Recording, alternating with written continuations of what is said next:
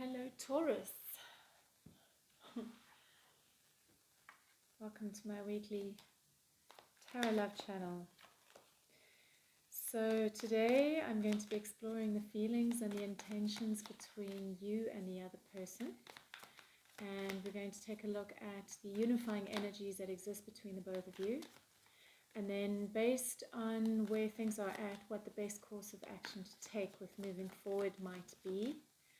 And I'm also going to pick some cards. I've got a whole bunch of different decks here just to give some more depth and information to the situation so that we can get to the heart of the matter. Alright, so the theme of the reading today is Nine of Wands, Defense. Alright, so Taurus, what are your feelings for the other? What are their feelings for you? What are the unifying feelings between the two of you? What are your intentions for the other? What are their intentions for you? What are the unifying intentions? And then what are the unifying energies that exist between the two of you? What are the unifying energies that exist between the two of you? Unifying energies that exist between the two of you.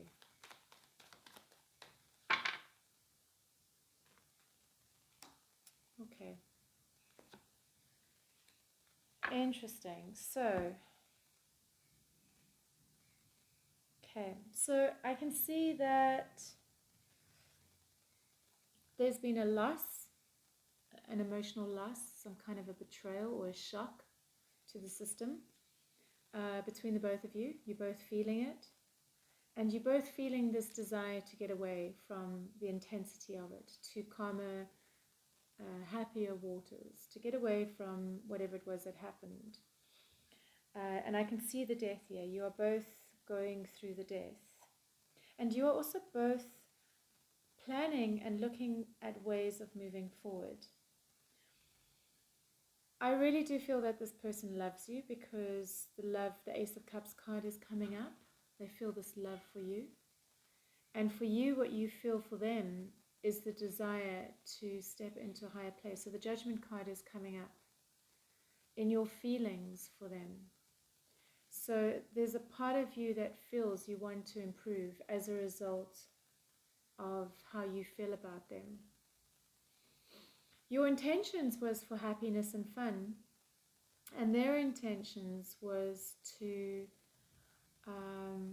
see how things have played out and to make new decisions making forward. So you both, your intentions were good, and yet something still happened.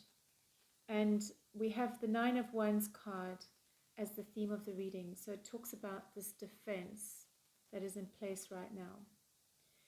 Now I can see both of you also wanted the structure and the stability of the relationship because, or at least you both want that. You both want to experience something more traditional, something committed, something that brings stability and security. But this death card, I think in a way you both wanted the ending as well. Or it either means that, or for some of you it could mean you are both going through a transformation as a result of whatever this loss is. So I'm going to pick some more cards just to get some more information about what's going on here, Taurus. And this is for Taurus and the other, Taurus and the other, Taurus and the other.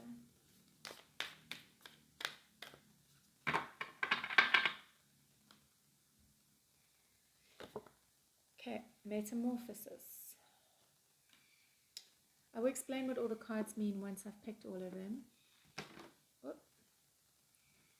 Okay, this is the Wisdom of the Oracle. Wisdom of the Oracle is for Taurus and the other. Taurus and the other. One card. Orphaned. Okay. Orphaned. This is for Taurus and the other. Taurus and the other.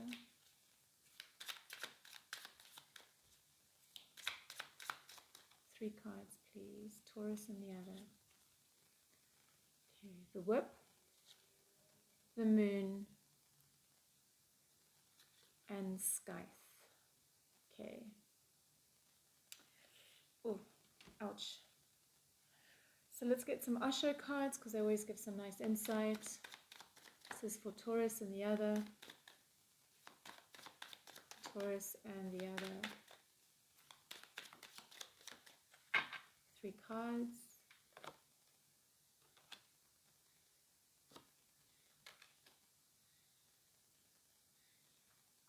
Maturity, Rebel, and the Master.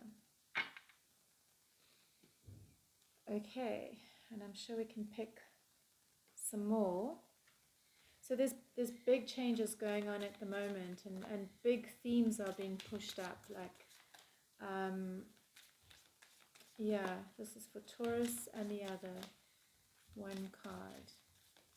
Some deep wounding coming up in this reading for both of you. Positive change. Okay, and I'm going to pick one of these. I don't often use them, but let's see what comes up. Taurus and the other.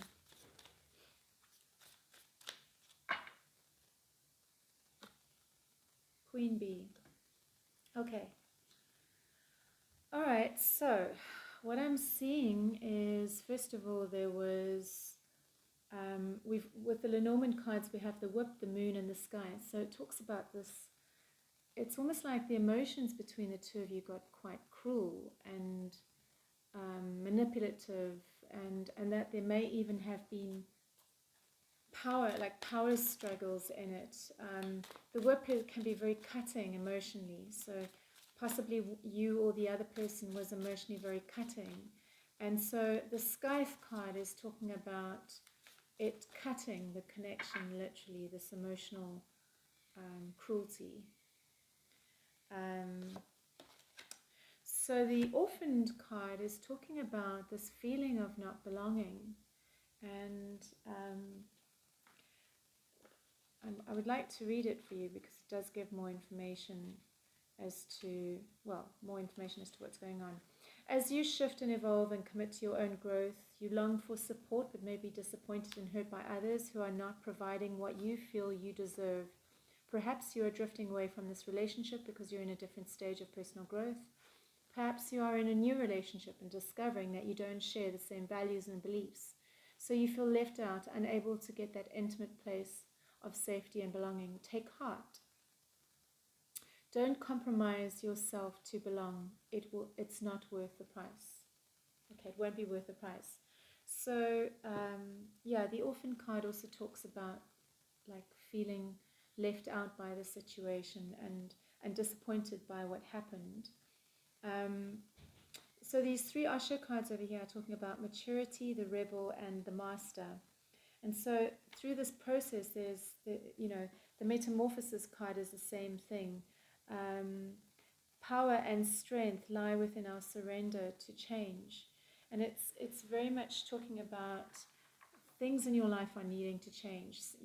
You're possibly attracting a pattern within relationships. There's possibly something that's playing out repeatedly, and there's a maturing around that's needing to happen. So I feel that the Rebel is talking about rebelling against the old systems or structures or patterns that you keep playing in relationships in order to step more into a role of mastery. And it's talking about positive change coming. And the Queen Bee, let's see what the Queen Bee is talking about.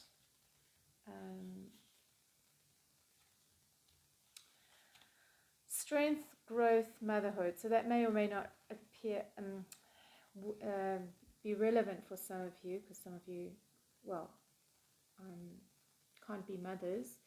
I suppose you can be a mother, you just can't give birth. She gives strength, power, and life to her surroundings. She is Mother Nature. She's responsible for the tulips that send energy into the world and all that grows to know the beauty of her day. Madam Queen Bee is big and strong, yet gentle and nourishing. So I'm not entirely sure what that one means. That's probably why I never work with him. But yeah, I guess it's connecting to kindness and to, staying with that mothering instinct despite the difficulties that are going on, despite the challenges that are happening for you. And let's see what the best course of action is for you to take with moving forward. Best course of action for Taurus to take with regards to moving forward. 3 cards. Magician, Knight of Wands. So I have got the 8 of Cups, so it is talking about walking away in order to ground yourself. Walk away from feeling trapped in the situation, from being trapped, from being plugged into whatever drama is still there, and grounding yourself by walking away. Then the Magician card, the Knight of Wands, and the 6 of Wands is talking about manifesting a new project into your life that brings you success and new direction. So putting your energy into something that feeds you and brings you a healthy success, as opposed to a situation that hasn't supported you, your needs, hasn't supported you, hasn't acknowledged you. So yeah, I very much feel that the relationship is something that you're needing to walk away from, but there is positive change coming, and not all is lost. There's an immense amount of growth that is coming out of this whole situation that you can master, so that you don't keep repeating the same process over and over again. So the chakra card for you today, Taurus, is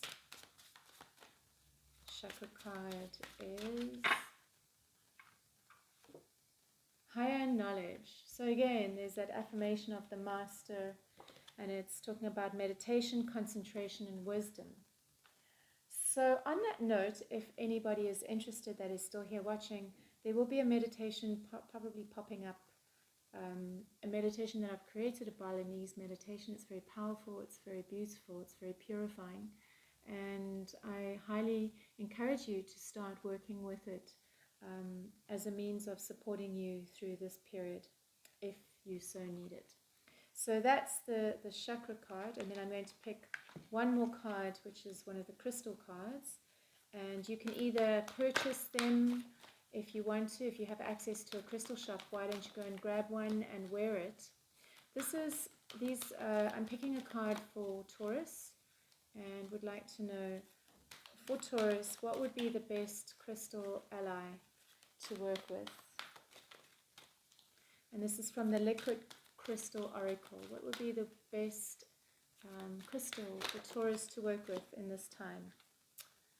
Oh, 2 fell out. So we've got Morganite, which is equality in love. And the second one is Amethyst, humility.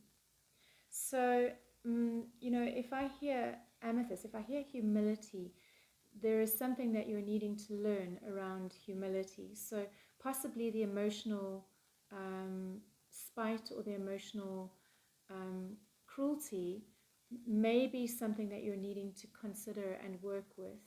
There's a maturing around that's needing to happen. But then the fact that we also have equality in love, Morganite, shows me that possibly you're settling for situations where you're not on the same page, and it's not worth putting energy into situations that don't see you or resonate with what it is that you need. So it's really about getting in touch with what your needs are. If it's polyamory, that's your need. If your need is to experience many lovers, that's your need. If your need is to experience a higher love, that is your need as well. So equality in love means that you acknowledge that through discernment in the connections that you keep in your life. So there we go. See if you can find either of those stones. You can wear it around your neck or have it next to your bed. Amethyst and Morganite. So thank you for watching, and I wish you all the best. And if you are here still watching, please like and subscribe to my channel, and I will see you again next week. Bye for now.